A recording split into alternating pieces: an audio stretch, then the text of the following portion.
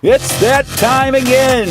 It's the podcast that takes your personal and professional life to a whole new level.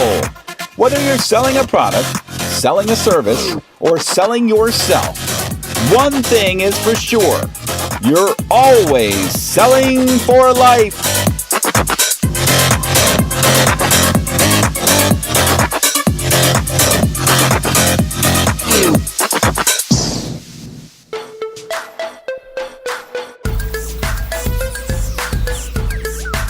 Hey everyone, and welcome to another installment of the Selling for Life podcast, sponsored by Conequip Parts, a world of parts with a personal touch.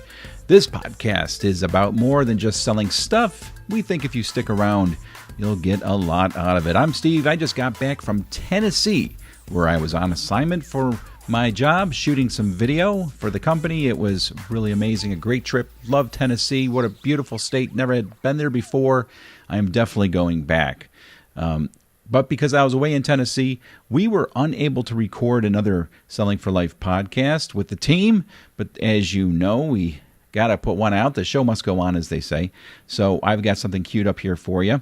And so we're going to talk about success. Quick question. Are you successful? Do you stop and wonder if you're a successful person, either at life or at your job, whatever you're doing? How do you know if you're successful or not? How do you gauge success? What type of things do you look at? Do you look at money? Do you look at perhaps how many friends you have? Do you consider yourself successful if you've got nice cars, a nice house? Do you consider yourself successful if perhaps if your profession is what you went to school for? What is success? How do you gauge it? That brings us to the topic of the day, and the topic of the day is evaluating where you are. And for this topic, we turn to our favorite sales and life motivational speaker, the late Zig Ziglar. Give this 5 minutes of your time. I think it very well could change the way you view success. Let me share with you a true story out of my notebook of life. A number of years ago, got an incredible letter from a gentleman in Toronto with a substantial check in it. He said, my friend Steve Walker is following the wrong role model. He's working himself to death. His family is falling apart. His health is in danger. And he's modeling himself out of his boss. And he trusts you and respects you. If you will give us 1 hour, I will fly him to Dallas and give you this check. Wouldn't you love to have a friend like that? I sent the check back and I said, come on down. Steve and I had quite a little talk.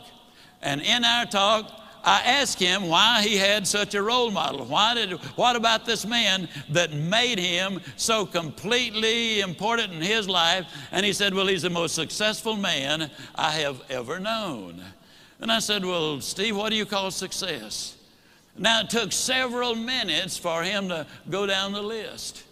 But the interesting thing is, though they're not in the same order that I have put them, or we list them now, these are the 8 things that he said he really considered to be successful.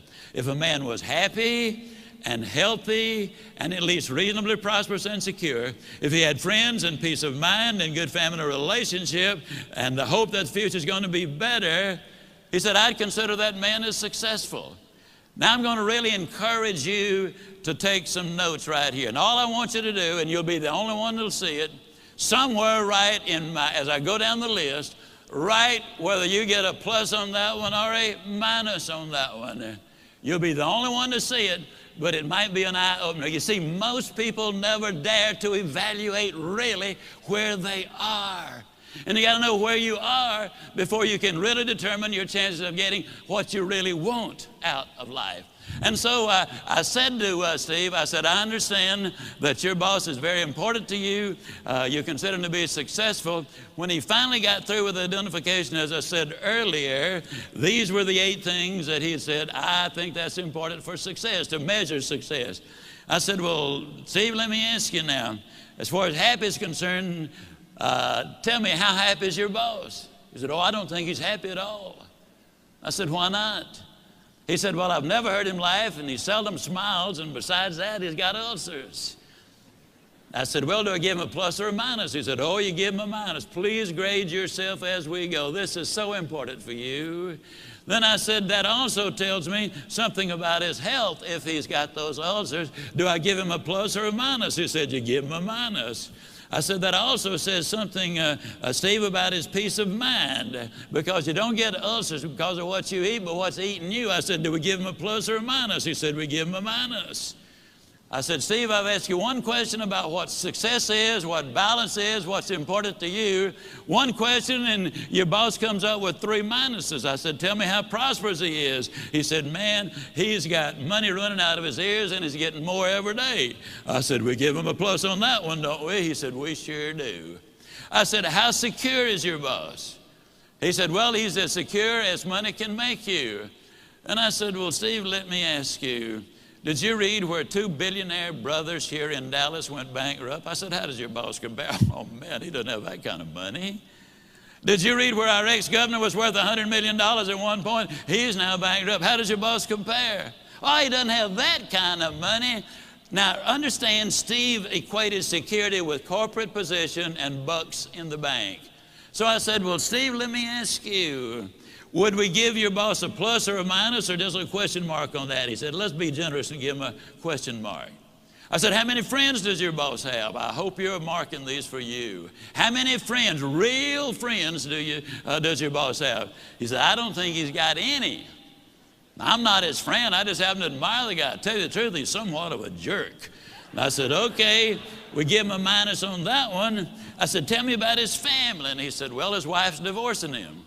Well, that one's easy to answer. I said, how much hope does he have for the future? He said, well, before I started talking to you, I thought he had a lot.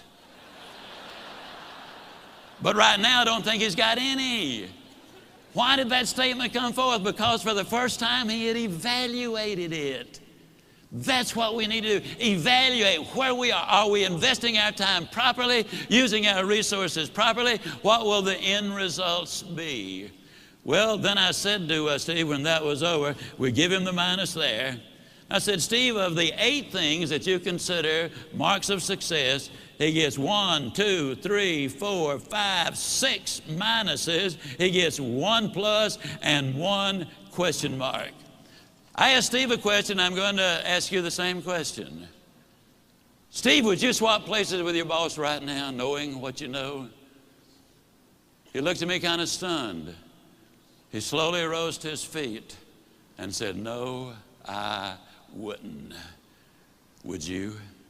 All right, those are some powerful thoughts about success from Zig Ziglar. Very interesting when you look at it the way he has you look at it. Success. Do you consider yourself successful after listening to what he has to say? Okay, well, that's it. That was our 15th Selling for Life podcast. Pretty quick one there.